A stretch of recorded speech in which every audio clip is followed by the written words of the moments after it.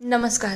आजच्या भागामध्ये जर शॉर्टमध्ये सांगू तर राजेशचा अपमान झाल्यासारखं त्याला फिलिंग असते आणि ईश्वरी ज्या हिशोबाने अर्णवशी भांडते ना त्याच्याने हे कन्फर्म होते की ईश्वरी अर्णवच्या प्रेमात पडली आहे आणि लावण्या जो काही डाव खेळणार आहे त्याच्यामध्ये ईश्वरीची जी काही एंट्री होते ती बघूया आजच्या एपिसोडमध्ये. नमस्कार. आजच्या भागात आपण बघणार आहोत इकडे राजेश अक्षरशः चिडून गेलेला असतो तेव्हा तो म्हणतो ती नाजूकशी मुलगी तुला चकमा देऊन कशी काय पळून जाऊ शकते. त्याला आठवण येतं ईश्वरी कशी रिक्षात बसून तिथून पळून गेली.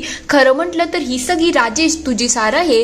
तुझ्याकडून एका मुलीला एवढ्या महिन्यामध्ये कंट्रोल करता आलं नाही. खरंच तुला तुझ्यावरती लाज वाटायला पाहिजे. तुझ्याकडून बेसिकशी गोष्ट झाली नाही आणि ती ईश्वरी तुला चकमा देऊन पळून गेली. तो तिथला आरसा सुद्धा फोडतो आणि अक्षरशः चिडून गेलेला असतो. तर दुसरीकडे ईश्वरी अर्णवला खेचत घेऊन येते तेव्हा अर्णव म्हणतो काय चाललं आहे, तू असं मीडिया समोर मला इकडे का आणलं. तेव्हा ती म्हणते बरोबर आहे, चुकी तुम्हाला माझीच वाटेल ना. तुमचं तर जे काही चाललं होतं ते तुम्हाला चुकीचं वाटत नव्हतं का. तेव्हा तो विचारतो काय चाललं होतं. ईश्वरी तुला काय बोलायचं आहे ते मला स्पष्टपणे सांग. तेव्हा ती म्हणते हो हो बरोबर आहे, तुम्हाला तर मीच चुकीची वाटेल ना. त्या लावण्याशी एवढं चिपकून फोटो काढायची काय गरज होती. तेव्हा तो म्हणतो अगं पण तुला राग कसला आला आहे, फोटो तर कॅज्युअली काढतोस ना. तेव्हा ती म्हणते बरोबर आहे, तुम्हाला तर कसलं काही वाटलंच नाही, मग एवढंच होतं तर जा तुम्ही वापस, या सगळ्याची काहीच गरज नाही. अर्णव तिला विचारतो अगं पण तू चिडलेस का, चिडण्याचं कारण काय आहे. तेव्हा ईश्वरी म्हणते कसं आहे मला स्वतःलाही समजत नाही आहे, मी सरांवरती का चिडली आहे, नेमकं माझं होत तरी काय आहे. तेव्हा अर्णव म्हणतो तू काय आउट ऑफ युअर माइंड आहेस का, तुला समजते का आत्ता याच्यामुळे किती इश्यू होऊ शकतात. तू खरं सांग तू हे सगळं का केलं. तेवढ्यात तिथे मामा येतात आणि म्हणतात भांडून झालं असेल तर मला सांगा काय नेमकं घडलं तरी काय आहे. तेव्हा अर्णव म्हणतो मी का ही भांडते, ही मीडियासमोर मला इथे घेऊन आली, हे मला बिलकुल आवडलेलं नाही आहे. तेव्हा ईश्वरी म्हणते अच्छा तुम्हाला माझ्याच असण्याने प्रॉब्लेम होत आहे ना, मग ठीक आहे मी इथे थांबतच नाही आहे, मी जाते माझी घरी, बस झाला आता. तेव्हा अर्णव म्हणतो तू काय बोलतेस, तुला समजते का. तेव्हा ती लगेच चिडून तिथून निघून जाते. तेव्हा मामा म्हणायला लागतं तू शांत हो, तिला घरी जाऊ दे, ती अचानक शांत होऊन जाईल. तेव्हा अर्णव विचार करतोय की तुझं चाललं काय आहे आणि तू एवढी का चिडली आहे. दुसरीकडे लावण्या इकडे मामी आणि राजेशवरती चिडत असते. तेव्हा ती म्हणते तुम्हाला सांगितलं होतं त्या ईश्वरीला एकटं सोडू नका, तुम्ही हॉस्पिटलला गेले आणि ईश्वरी इकडे आली ना आणि सगळा प्लॅन बर्बाद झाला. तेव्हा मामी म्हणतात हे सगळं नशिबाचे खेळ आहेत. खरं म्हटलं तर नशीब तिच्या बाजूने आहे म्हणून आपण इतके कटकारस्थान करून सुद्धा आपण त्यांना अडवू शकत नाही आहोत, म्हणजे या गोष्टी होणार नाही आहेत. तेव्हा ती म्हणते फुट नशीब, मी नशिबाचा विचार करत नाही, जे माझं आहे ते माझंच पाहिजे. त्या ईश्वरीला जोपर्यंत मी लांब करत नाही ना तोपर्यंत मी काय शांत बसणार नाही. तेव्हा राजेश म्हणतो अगं लावण्या तुझा फोकस चुकत आहे, तू ईश्वरीला हरवण्याच्या मागे लागली आहे.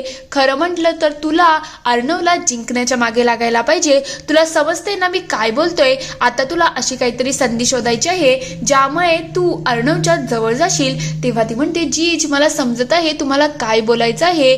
तेव्हा तो म्हणतो या संधीचा तू पुरेपूर वापर करून घे, कारण की तेव्हाच अर्णव तुला लांब करू शकणार नाही. तेवढ्यात इकडे वल्लरी सुद्धा म्हणायला लागते जे जावई बापू बोलले आहेत ना हे तुझ्या फायद्याचं आहे. तेवढ्यात अंजली तिथे येते आणि विचारते काय फायद्याचं आहे. इकडे ती सगळ्यांना विचारायला लागते सांगा की काय फायद्याचं आहे. तिला बघता सगळे विषय चेंज करायला लागतात. तेव्हा मामी म्हणतात अगं माझा पाय मुरगडला होता ना आणि त्यामध्ये लावण्याने मला विचारपूस करायला फोन केला होता. तेव्हा मी तिला म्हणत होती अगं फायद्याचं आहे, थोडी जरा विचार कर. तेवढ्यात इकडे राजेश विचार करतो ही एवढ्या लवकर का बरं उठली, मी तर हिला 4-5 तासासाठी झोपवलं होतं, पण ही लवकर बरी झाली या आत्ता उठली आहे. जर पहिले उठली असती तर माझं भांडं तर पुरेपूर फुटलंच असतं. तेव्हा ती विचारते काय झालं आहे, सगळं ठीक तर आहे ना. तेव्हा तो म्हणतो हो सगळं ठीक आहे, चल मी तुझ्यासाठी चहा बनवतो. ते दोघं लगेच तिथून निघून जातात. तेव्हा वल्लरी विचार करते जावई बापूंनी जे सांगितलं आहे ते जर लावण्याने केलं तरच तिचं काहीतरी भलं होऊ शकतं, नाही तर सगळा प्लॅन पुन्हा फिसकटेल. तर दुसरीकडे आकाश खूप टेन्शनमध्ये आलेला असतो तेव्हा तो नम्रताला म्हणतो, नम्रता मला खूप काळजी वाटत आहे ग. खरं म्हटलं तर दादाने मला गोष्टी सांगितल्या होत्या नीट सांभाळून ठेवायला, पण माझ्याकडून ते झालं नाही आणि त्याच्याचमुळे दादा माझ्यावरती खूप चिडलेला आहे. तेव्हा ती म्हणते, आकाश सर जाऊ दे ना, तुम्ही मुद्दाम केलं नाही आणि तसंही तुमच्यासाठी तुमची आई इम्पॉर्टंटच आहे आणि जेव्हा आईला काही होतं ना तेव्हा मुलांची कंडिशन अशीच काहीतरी असते. तेव्हा तो म्हणतो, पण दादाचं काय चाललंय हे मला स्वतःही समजत नाही. म्हणजे आजकाल दादा ईश्वरीला घेऊन जरा जास्तच प्रोटेक्टिव्ह झाला आहे, घरामध्येही त्याला तिला प्रोटेक्ट करायचं आहे, हे थोडं लॉजिक मला समजलं नाही. तेव्हा ती म्हणते, काय झालंय माहिती का, ते दिवाळीमध्ये प्रॉब्लेम झाला ना त्याच्याचमुळे अर्णव जीजू असे वागत असतील, पण तुम्ही नका लक्ष देऊ, तुम्ही त्यांना सगळ्या गोष्टी नीट समजावून सांगा, म्हणजे सगळ्या गोष्टींचा हल निघून जाईल. तेव्हा तो म्हणतो, बरं झालं तुझ्याशी बोलल्यानंतर आता मला खूप छान वाटत आहे, रिलॅक्स वाटतंय. तेव्हा ते म्हणते, ठीक आहे मग मी फोन ठेवतो. तेव्हा तो म्हणायला लागतो, असं कशाला, थोडा वेळ बोलूया ना, मला छान वाटत आहे, तू बिझी नसशील तर बोललं तर चालेल का. त्या दोघांच्या गप्पा सुरू होतात तर दुसरीकडे लावण्याने इकडे औषध मागवलेलं असतं. ती लगेच त्या माणसाला तिथून पाठवते आणि म्हणायला लागते, आज ASR माझ्या मिठीत असणार आहे आणि तो आता कायमचा माझा होणार आहे, हे औषध खूप साऱ्या गोष्टी करून आणेल. तर दुसरीकडे इकडे मामांना फोन आलेला असतो आणि ईश्वरी सगळ्या गोष्टींचा विचार करत असते की लावण्या कशी अर्णवच्या जवळजवळ येण्याचा प्रयत्न करत होती, त्यानंतर ती अर्णववरती कशी भडकली आणि कसं त्याला तोरा दाखवला, हे सगळं आठवल्यानंतर तिला थोडं टेन्शन आलेलं असतं की मी मुद्दाम सरांवर चिडली तर नाही, पण मला एवढा राग का येत होता, नेमकं त्यांना इथून सोडून जायची सुद्धा इच्छा होत नाही. तेव्हा मामा विचारतात, काय झालं ईश्वरी, घरी जायचं ना. तेव्हा ती काहीच बोलत नसते. तेव्हा मामा म्हणतात, काय झालं, इथून पाय निघत नाही का, मग तुला थांबायचं असेल तर तू थांबू शकते. दुसरीकडे अर्णव त्याच्या कामामध्ये असतो तेवढ्यात तिथे लावण्य येते आणि म्हणायला लागते, ही घे तुझ्यासाठी मी कॉफी आणली आहे.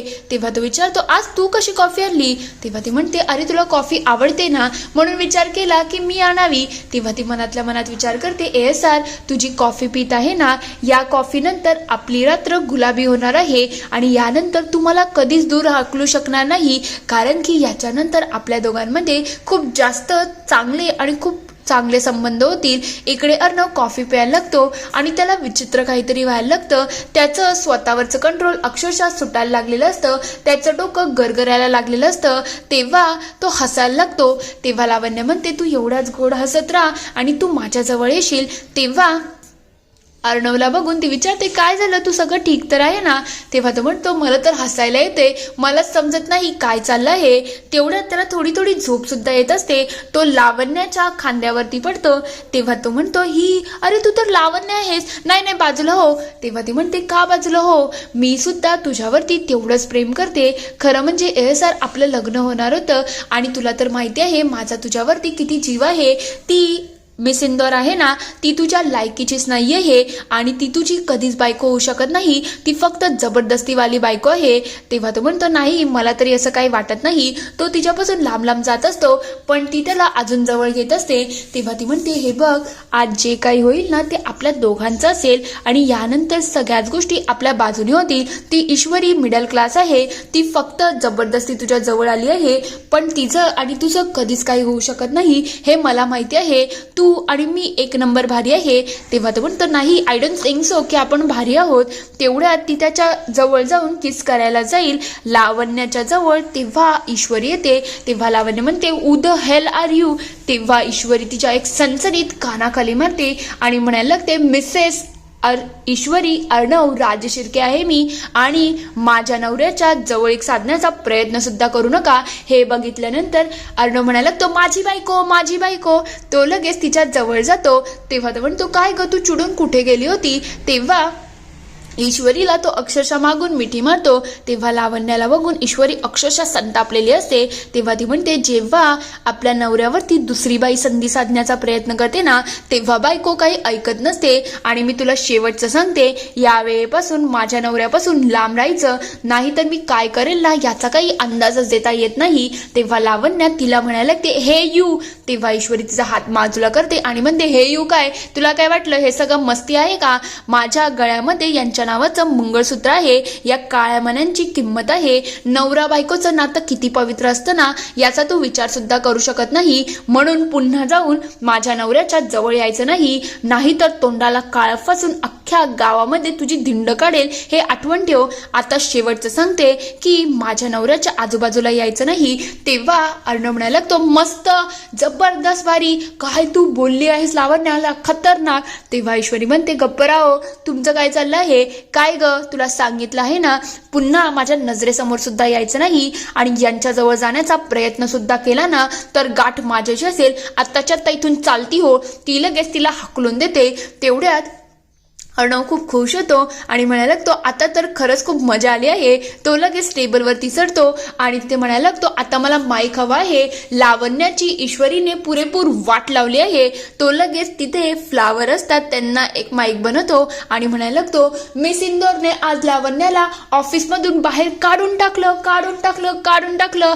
तेव्हा ईश्वरी म्हणते, अहो तुमचं काय चाललं आहे, तुम्ही खाली उतरा. अर्णव खाली उतरायला जाईल. तेवढ्यात ते दोघं एक दुसऱ्याच्या खूप जास्त जवळ येतात आणि एक दुसऱ्याच्या मिठीमध्ये येतात. तेव्हा अर्णव तिच्याकडे खूप प्रेमाने बघायला लागलेला असतो आणि थोडं का होईना तिच्या एक्सप्रेशननीही असं वाटत असतं की ईश्वरीलाही अर्णव थोडा का होईना आवडायला लागला आहे. तेवढ्यात अर्णव म्हणायला लागतो, मिस इंदोर, तुने आज जे केलं आहे ना ते खरंच खूप भारी होतं आणि I am proud of you. तू खरंच खूप सुंदर दिसत आहे. तुला अजून एक विचारू का? मला एक सांग ना की तू मला भडकुचन का बोलते? तेव्हा ती म्हणते, काही या, चला तुम्ही बाजूला उठा. तुम्हाला काय झालंय आज? तुम्ही एवढे का हसताय? एवढा तुम्हाला कसला आनंद झाला आहे? तुमचं विमान आज जरा हवेत उडतंय का? तेव्हा तो म्हणतो, विमान, ह विमान करत करत अर्णव इकडे तिकडे एक फिरका घालायला लागलेला असतो. तेव्हा ईश्वरी विचार करते, नेमकं सरांना झालं काय हे? लावण्या मॅडमनी त्यांच्या कशामध्ये काही मिळवलं तर नाही ना, ज्यामुळे यांचं असं झालं आहे? तेव्हा तो म्हणतो, क्रॅश लँडिंग होत आहे, थांब. तेव्हा ईश्वरी त्याला तिथे बसवते आणि म्हणते, अर्णव सर, तुम्ही काय एवढे खुश आहात?